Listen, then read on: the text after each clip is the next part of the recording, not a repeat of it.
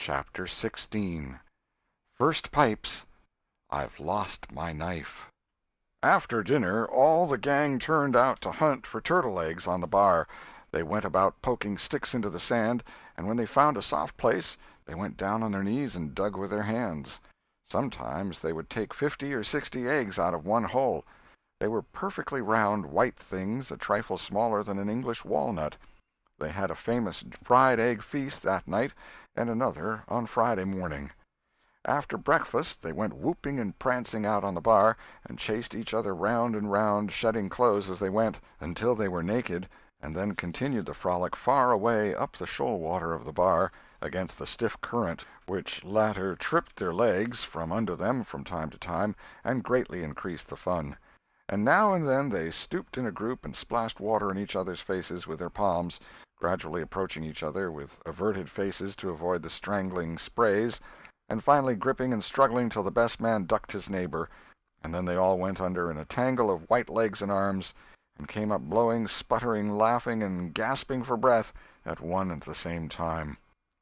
When they were well exhausted, they would run out and sprawl on the dry, hot sand, and lie there and cover themselves up with it, and by break from the water again and go through the original performance once more.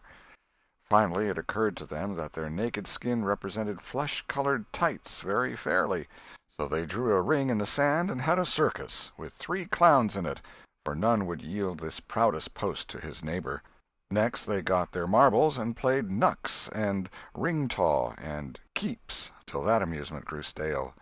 Then Joe and Huck had another swim, but Tom would not venture, because he found that in kicking off his trousers he had kicked his string of rattlesnake rattles off his ankle, and he wondered how he had escaped cramp so long without the protection of this mysterious charm. He did not venture again until he had found it, and by that time the other boys were tired and ready to rest.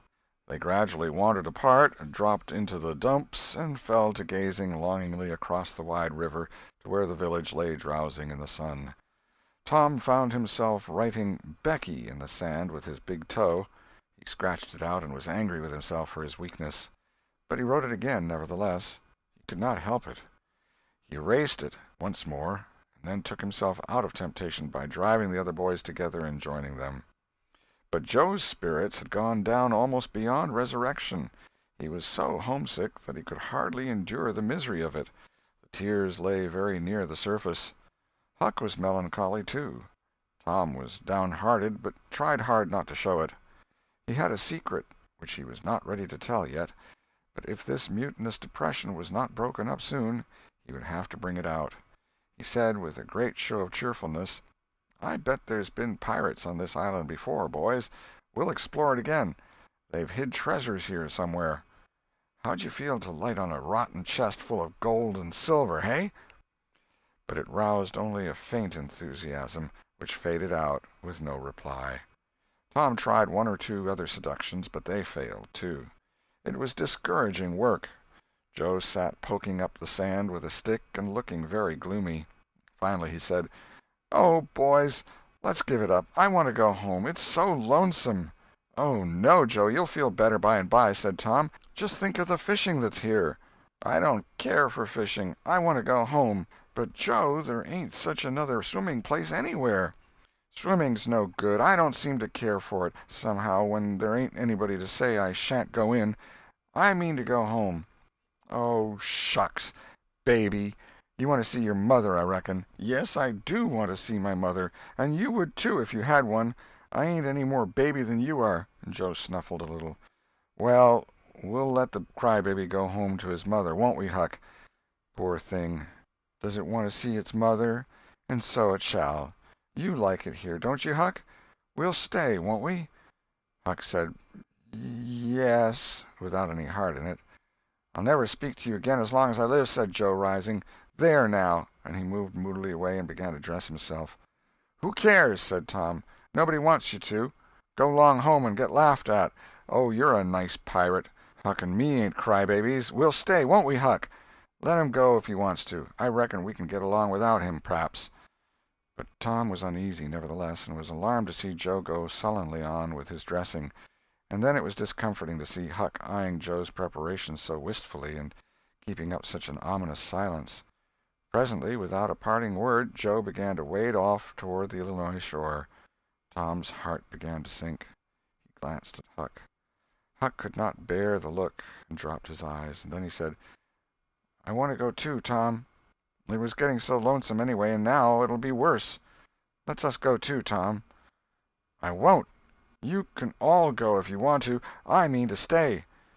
"Tom, I better go." "Well, go along. Who's hindering you?" Huck began to pick up his scattered clothes, and he said, "Tom, I wish you'd come too. Now you think it over. We'll wait for you when we get to the shore." "Well, you'll wait a blame long time, that's all." Huck started sorrowfully away, and Tom stood looking after him, with a strong desire tugging at his heart to yield his pride and go along too. He hoped the boys would stop, but they still waded slowly on. It suddenly dawned on Tom that it was become very lonely and still. He made one final struggle with his pride, and then darted after his comrades, yelling, "Wait! Wait! I want to tell you something." They presently stopped and turned around. When he got to where they were, he began unfolding his secret, and they listened moodily, till at last they saw the point he was driving at. And then they set up a war-whoop of applause, and said it was splendid, and said if he had told them at first they wouldn't have started away.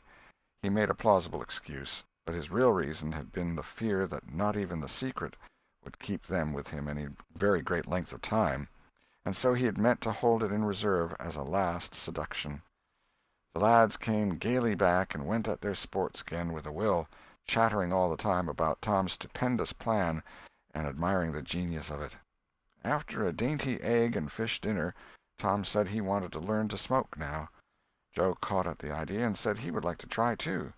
So Huck made pipes and filled them. These novices had never smoked anything before but cigars made of grapevine, and they bit the tongue and were not considered manly anyway. Now they stretched themselves out on their elbows and began to puff, charily, and with slender confidence. The smoke had an unpleasant taste, and they gagged a little, but Tom said, "Why, it's just as easy. If I'd have knowed this was all, I'd have learned long ago." "So would I," said Joe. "It's just nothing." "Why, many a time I've looked at people smoking and thought, well, I wish I could do that, but I never thought I could," said Tom. "That's just the way with me, hain't it, Huck? You've heard me talk just that way, haven't you, Huck?" "I'll leave it to Huck if I haven't." "Yes, heaps of times," said Huck. "Well, I have too," said Tom. "Oh, hundreds of times. Once down by the slaughterhouse, don't you remember, Huck? Bob Tanner was there, and Johnny Miller, and Jeff Thatcher when I said it. Don't you remember, Huck, about me saying that?" "Yes, that's so," said Huck. "That was the day after I lost a white alley. No, 'twas the day before." "There, I told you so," said Tom. "Huck recollects it." "I believe I could smoke this pipe all day," said Joe. "I don't feel sick."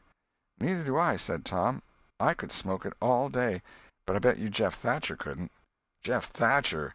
Why, he'd keel over just with 2 draws. Just let him try it once. He'd see." "I bet he would. And Johnny Miller, I wish I could see Johnny Miller tackle it once." "Oh, don't I?" said Joe. "Why, I bet now Johnny Miller couldn't any more do this than nothing. Just one little snifter would fetch him." "'Deed it would, Joe. Say, I wish the boys could see us now." "So do I." "Say, boys, don't say anything about it, and sometime when they're around I'll come up to you and say, 'Joe, got a pipe? I want to smoke.' And you'll say, kind of careless like, as if it warn't anything, you'll say, 'Yes, I got my old pipe, and another one, but my tobacco ain't very good.' And I'll say, 'Oh, that's all right, if it's strong enough.' And then you'll out with the pipes, and we'll light up just as calm, and then just see 'em look. By jings, that'll be gay, Tom. I wish it was now." "So do I. And when we tell 'em we learned when we was off pirating, won't they wish they'd been along?" "Oh, I reckon not. I'll just bet they will." So the talk ran on, but presently it began to flag a trifle and grow disjointed. The silences widened, the expectoration marvelously increased. Every pore inside the boys' cheeks became a spouting fountain. They could scarcely bail out the cellars under their tongues fast enough to prevent an inundation. Little overflowings down their throats occurred in spite of all they could do, and sudden retchings followed every time. Both boys were looking very pale and miserable now. Joe's pipe dropped from his nerveless fingers. Tom's followed. Both fountains were going furiously, and both pumps bailing with might and main. Joe said feebly, "I've lost my knife. I reckon I better go and find it." Tom said with quivering lips and halting utterance. "I'll help you. You go over that way and I'll hunt around by the spring. No, you needn't come, Huck. We can find it." So Huck sat down again and waited an hour. Then he found it lonesome and went to find his comrades. They were wide apart in the woods, both very pale, both fast asleep. But something informed him that if they had had any trouble, they'd got rid of it. They were not talkative at supper that night. They had a humble look, and when Huck prepared his pipe after the meal and was going to prepare theirs, they said no, they were not feeling very well. Something they ate at dinner had disagreed with them. About midnight Joe awoke and called the boys. There was a brooding oppressiveness in the air that seemed to bode something. The boys huddled themselves together and sought the friendly companionship of the fire, though the dull, dead heat of the breathless atmosphere was stifling. They sat still, intent and waiting. The solemn hush continued. Beyond the light of the fire everything was swallowed up in the blackness of darkness. Presently there came a quivering glow that vaguely revealed the foliage for a moment and then vanished. By and by another came, a little stronger. Then another.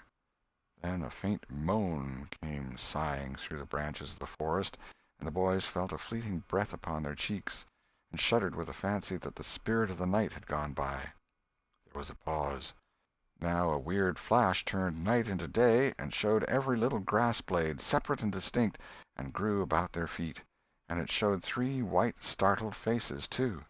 A deep peal of thunder went rolling and tumbling down the heavens, and lost itself in sullen rumblings in the distance. A sweep of chilly air passed by, rustling all the leaves and snowing the flaky ashes broadcast about the fire.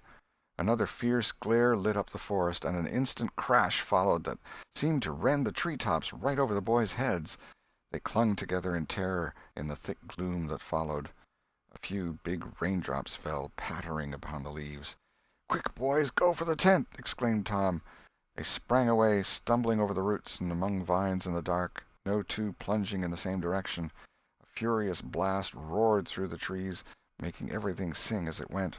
One blinding flash after another, and the peal on peal of deafening thunder. And now a drenching rain poured down, and the rising hurricane drove it in sheets along the ground. The boys cried out to each other, but the roaring wind and the booming thunder blasts drowned their voices utterly. However, one by one they straggled in at last and took shelter under the tent, cold, scared, and streaming with water. But to have company in misery seemed something to be grateful for. They could not talk, the old sail flapped so furiously, even if the other noises would have allowed them. The tempest rose higher and higher, and presently the sail tore loose from its fastenings and went winging away on the blast. The boys seized each other's hands and fled, with many tumblings and bruises, to the shelter of a great oak tree that stood upon the river bank. Now the battle was at its highest. Under the ceaseless conflagration of lightning that flamed in the skies, everything below stood out in clean-cut and shadowless distinction. The bending trees, the billowy river, white with foam, the driving spray of spume-flakes, the dim outlines of the high bluffs on the other side, glimpsed through the drifting cloud-rack and the slanting veil of rain. Every little while some giant tree yielded the fight and fell crashing through the younger growth, and the unflagging thunder-peals came now in ear-splitting explosive bursts, keen and sharp and unspeakably appalling. The storm culminated in one matchless effort that seemed likely to tear the island to pieces, burn it up, drown it to the tree-tops, and blow it away, and deafen every creature in it all at once at the same moment. It was a wild night for homeless young heads to be out in. But at last the battle was done, and the forces retired with weaker and weaker threatenings and grumblings, and peace resumed her sway. The boys went back to camp, a good deal awed, but they found there was still something to be thankful for, because the great sycamore, the shelter of their beds, was a ruin now, blasted by the lightnings, and they were not under it when the catastrophe happened. Everything in camp was drenched, the campfire as well, for they were but heedless lads, like their generation, and had made no provision against rain. Here was matter for dismay, for they were soaked through and chilled. They were eloquent in their distress, but they presently discovered that the fire had eaten so far up under the great log it had been built against, where it curved upward and separated itself from the ground, that a hand-breadth or so of it had escaped wetting. So they patiently wrought until, with shreds and bark gathered from undersides of sheltered logs, they coaxed the fire to burn again. Then they piled on great dead boughs till they had a roaring furnace, and were glad-hearted once more. They dried their boiled ham and had a feast, and after that they sat by the fire and expanded and glorified their midnight adventure until morning, for there was not a dry spot to sleep on anywhere around. As the sun began to steal in upon the boys, drowsiness came over them, and they went out on the sandbar and lay down to sleep. They got scorched out by and by, and drearily set about getting breakfast. After the meal they felt rusty and stiff-jointed and a little homesick once more. Tom saw the signs, and fell to cheering up the pirates as well as he could. But they cared nothing for marbles or circus or swimming or anything. He reminded them of the imposing secret and raised a ray of cheer. While it lasted he got them interested in a new device. This was to knock off being pirates for a while and be Indians for a change. They were attracted by this idea, so it was not long before they were stripped and striped from head to heel with black mud like so many zebras, all of them chiefs, of course, and then they went tearing through the woods to attack an English settlement. By and by they separated into 3 hostile tribes, and darted upon each other from ambush with dreadful war-whoops, and killed and scalped each other by thousands. It was a gory day. Consequently it was an extremely satisfactory one. They assembled in camp towards supper-time, hungry and happy. But now a difficulty arose. Hostile Indians could not break the bread of hospitality together without first making peace, and this was a simple impossibility without smoking a pipe of peace. There was no other process that they ever had heard of. 2 of the savages almost wished they had remained pirates. However, there was no other way. So, with such show of cheerfulness as they could muster, they called for the pipe, and took their whiff as it passed in due form. And behold, they were glad they had gone into savagery, for they had gained something. They found that they could now smoke a little without having to go and hunt for a lost knife. They did not get sick enough to be seriously uncomfortable. They were not likely to fool away this high promise for lack of effort. No, they practiced cautiously, after supper, with right fair success, and so they spent a jubilant evening. They were prouder and happier in their new acquirement than they would have been in the scalping and skinning of the 6 nations. We will leave them to smoke and chatter and brag, since we have no further use for them at present. End of Chapter 16. Chapter 17. Pirates at Their Own Funeral. But there was no hilarity in the little town that same tranquil Saturday afternoon. The Harpers and Aunt Polly's family were being put into mourning, with great grief and many tears. An unusual quiet possessed the village, although it was ordinarily quiet enough in all conscience. The villagers conducted their concerns with an absent mind, and talked little, but they sighed often. The Saturday holiday seemed a burden to the children. They had no heart in their sports, and gradually gave them up. In the afternoon Becky Thatcher found herself moping about the deserted schoolhouse yard, and feeling very melancholy, but she found nothing there to comfort her. She soliloquized, "Oh, if I only had a brass andiron knob again! But I haven't got anything now to remember him by." And she choked back a little sob. Presently she stopped and said to herself, "It was right here. Oh, if it was to do over again, I wouldn't say that. I wouldn't say it for the whole world. But he's gone now. I'll never, never, never see him any more." This thought broke her down, and she wandered away, with the tears rolling down her cheeks. Then quite a group of boys and girls, playmates of Tom's and Joe's, came by, and stood looking over the paling fence, and talking in reverent tones of how Tom did so-and-so the last time they saw him, and how Joe said this and that small trifle, pregnant with awful prophecy, as they could easily see now.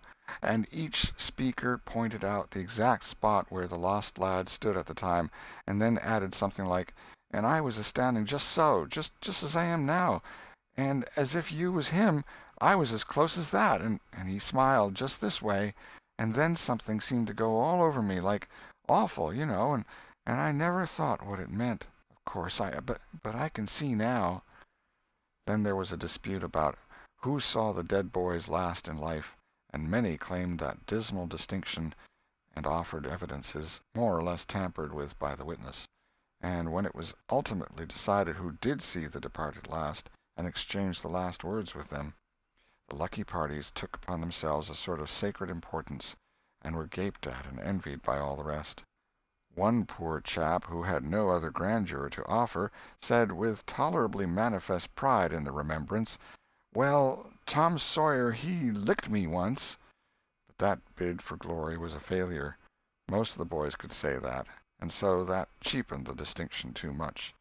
The group loitered away, still recalling memories of the lost heroes in awed voices. When the Sunday-school hour was finished the next morning, the bell began to toll instead of ringing in the usual way. It was a very still Sabbath, and the mournful sound seemed in keeping with the musing hush that lay upon nature. The villagers began to gather, loitering a moment in the vestibule to converse in whispers about the sad event. But there was no whispering in the house, only the funereal rustling of dresses as the women gathered to their seats disturbed the silence there. None could remember when the little church had been so full before. There was finally a waiting pause, an expectant dumbness, and then Aunt Polly entered, followed by Sid and Mary, and they by the Harper family, all in deep black, and the whole congregation, the old minister as well, rose reverently and stood until the mourners were seated in the front pew. There was another communing silence, broken at intervals by muffled sobs, and then the minister spread his hands abroad and prayed. A moving hymn was sung, and the text followed, "I am the resurrection and the life."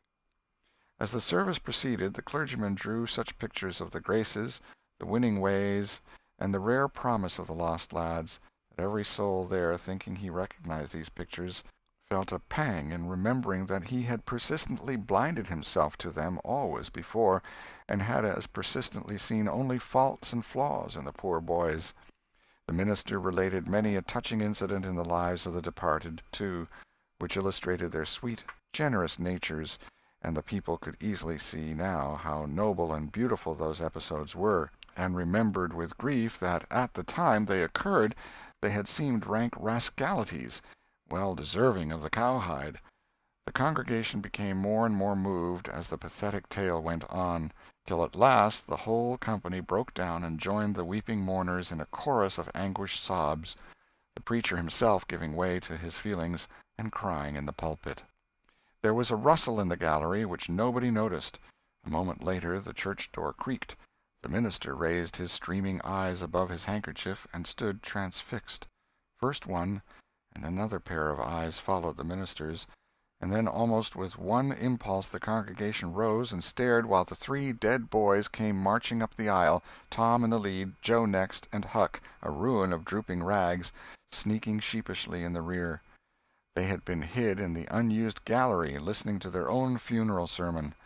Aunt Polly, Mary, and the Harpers threw themselves upon their restored ones, smothered them with kisses, and poured out thanksgivings, while poor Huck stood abashed and uncomfortable, not knowing exactly what to do or where to hide from so many unwelcoming eyes.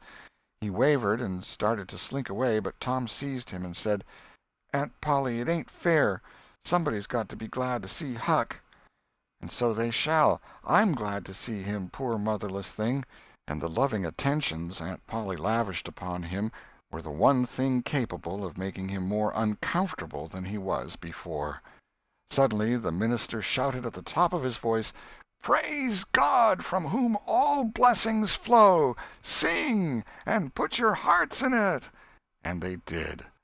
Old Hundred swelled up with a triumphant burst, and while it shook the rafters, Tom Sawyer the pirate looked around upon the envying juveniles about him, and confessed in his heart that this was the proudest moment of his life. As the souled congregation trooped out, they said they would almost be willing to be made ridiculous again to hear Old Hundred sung like that once more.